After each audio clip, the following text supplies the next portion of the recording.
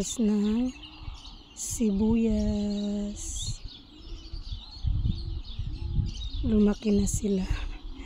Ito naman, yan yung nag-uumpisang nag-seeds na siya. Pag maitim na yung seeds niya, ayan na yung itatanim namin ulit. Yan na siya, oh. Nag-umpisa. Yan yung umpisa ng flower. Tsaka yung mga sibuyas, oh. Yan na yung mga sibuyas namin, oh. Dami ng bombay, pero palakihin pa yan.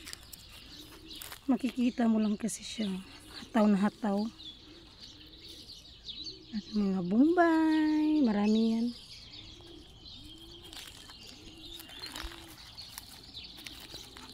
Pinadapa yung iba kasi para lalaki yung sibuyas niya. Pero yung may flower, hintayin yan, may langaw.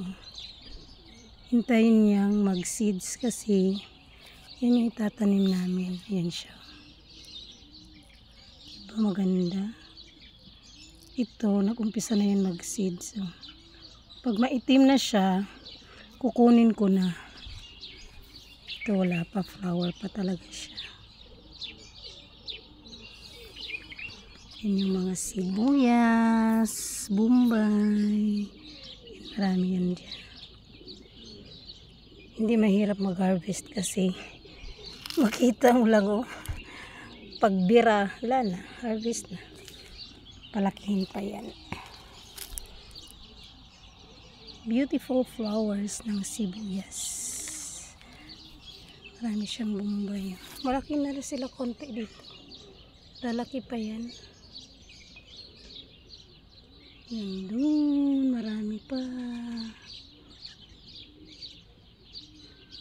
Makikita mo lang yung mga bombay.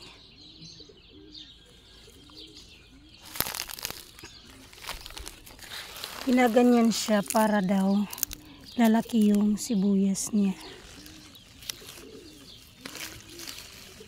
Pinapaiga, o tingnan mo yung humiga, o. Lumaki na sila. Ayan. Marami pa yan dyan.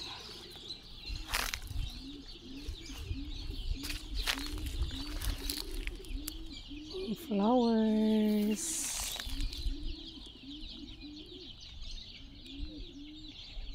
Thank you for watching.